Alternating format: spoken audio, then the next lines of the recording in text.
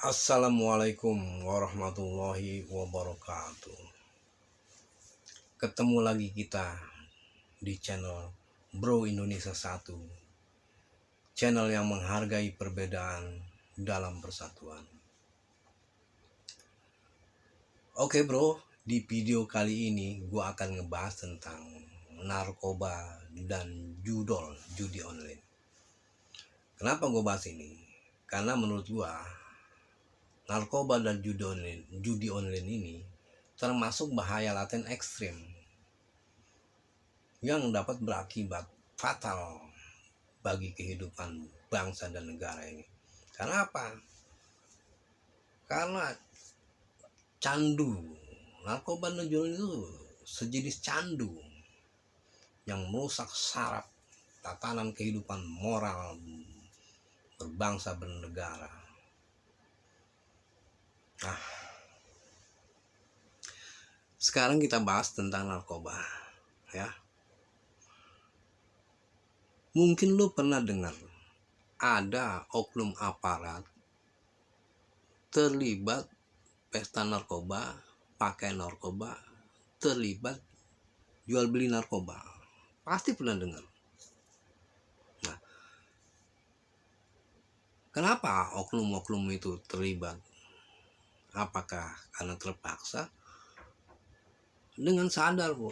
Bukan terpaksa, bukan dipaksa. Itu dengan sadar. Karena begini ya.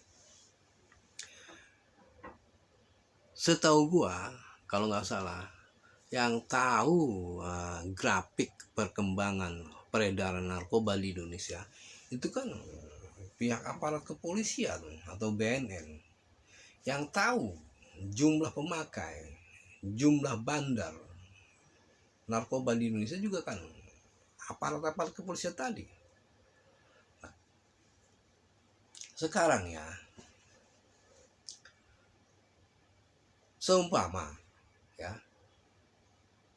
aparat menargetkan target operasi penangkapan terhadap bandar besar narkoba jenis sabu seumpamanya, terus terjadi penangkapan dan barang buktinya itu sangat besar, katakanlah 10 kg sabu. Nah, kemudian pemiliknya ditangkap, bandarnya ditangkap. Nah, terus kira-kira barang buktinya itu dikemanain? Apa semuanya dijadikan bukti di pengadilan nanti? Nggak mungkin bro, menurut gua ya nggak mungkin. Karena narkoba itu bisa dilihat dari sudut pandang bro. Kalau narkoba dilihat dari sudut pandang kesehatan, tentu narkoba ini harus dimusnahkan. Karena apa? Karena berbahaya bagi kesehatan. Harus dimusnahkan, semuanya dimusnahkan. Tapi kalau narkoba ini dilihat dari sudut pandang nilai nominal, apakah 10 kg itu harus dimusnahkan semua? Hah? Orang waras logikanya tuh nggak mungkin bro. Siapa yang mau bakar duit itu segitu banyaknya? Nah, terus oke lah, seumpama barang itu diamankan oleh oknum-oknum tersebut ya, diamankan, digelapkan, terus dikemanakan? Apakah para oknum itu mengecer, dijual eceran? Nggak mungkin juga. Tentunya narkoba itu pasti dijual ke bandar narkoba. Karena apa? Kelariannya ke bandar lagi, karena bandar kan yang tahu. Bandar yang tahu jumlah konsumen, pelanggannya, itu bandar yang tahu. Udah punya kaki tangan dia. Makanya jangan heran, walaupun bandar narkoba di dalam penjara, dia bisa mengedarkan narkoba dari dalam penjara. Nah itu tadi, apakah oknum polisi itu menjualnya secara cash ke bandar atau bandar melalui setoran? Nah, itu mekanisme mereka yang kita nggak tahu. Ya nggak? Masuk akal kan? Masuk akal lah. Ini gue curiga ini memang ada bandar yang sengaja dipelihara itu untuk mengedarkan menjual narkoba dari barang bukti yang disita, yang digelapkan oleh oknum-oknum bejat ini. Percaya kan? Percaya, makanya narkoba ini sampai kiamat 3 hari nggak bisa dibasmi, nggak bisa. Nah, terus judi online ini juga nggak bisa dibasmi. Sampai kapan? Sampai kiamat 3 hari, tinggal 3 hari, nggak bisa dibasmi. Kalau pemerintahnya nggak serius membasmi judol. Judol ini membahayakan loh. Mulai dari anak kecil, remaja, dewasa, orang tua, kakek-kakek. Itu udah terlibat judol. Kita orang tua nggak tahu, anak-anak kita nongkrong di warkop, nongkrong di kafe, nggak tahu apa nilai ngapain, apa main game atau main judol, kita nggak tahu. Dan lu juga nggak tahu tuh kalau lihat bapak-bapak nongkrong di kafe, di resto berjam-jam. Emang kalau main handphone tok, main medsos tok, kuat berjam-jam. Kecurigaan gua mungkin kakek-kakek, bapak-bapak, nenek itu lagi main judol. Jadi judol ini nggak bisa diberantas. Kenapa? Kemarin kan udah ketangkap tuh di Komdigi. Berapa karyawan yang ditangkap?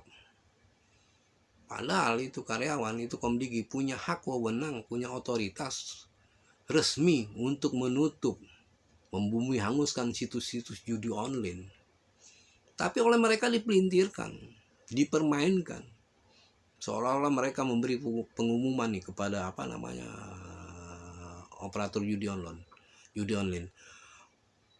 Barang siapa yang tidak memberi upeti sekian per bulan, sekian rupiah per bulan, maka situsnya akan kami bredel, situsnya akan kami putus, situsnya akan kami amputasi.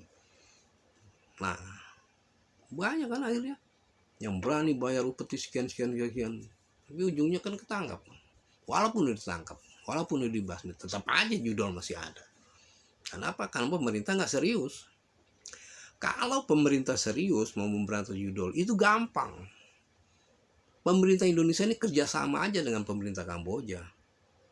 Karena menurut Tempo.co, di Kamboja itu ada satu kawasan, satu area yang dihuni oleh orang-orang Indonesia yang kerjanya itu jadi operator judi online, jadi marketing. Nah itu pemerintah Indonesia tinggal kerjasama sama Kamboja itu. Pemerintah Kamboja tinggal turunin, tangkap semua itu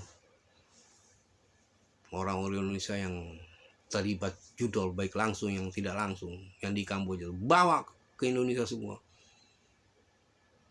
pidanakan, beres. Kalau serius. Sebab kenapa menurut Tempo ada orang Indonesia yang jadi pemilik perusahaan judol. Bahkan konon katanya menurut Tempo.co juga ada petinggi partai, pejabat yang perusahaannya terafiliasi dengan perusahaan judol. Nah ini bahaya kan itu. Udah nggak tersentuh itu. Boro-boro polisi nyolek, presiden aja nggak berani katanya itu. Nyolek orang-orang begitu. Nah ini, gue rasa ini kita harus dukung pemberantasan narkoba dan judol. Karena sangat berbahaya bro, bagi anak cucu kita. Berbahaya sekali. Ya. Oke gitu aja. Semoga pembahasan ini bermanfaat bagi kita semua. Dan kita tetap sadar dalam perbedaan, sadar dalam persatuan. Billahi taufiq wal hidayah. Wassalamualaikum warahmatullahi wabarakatuh.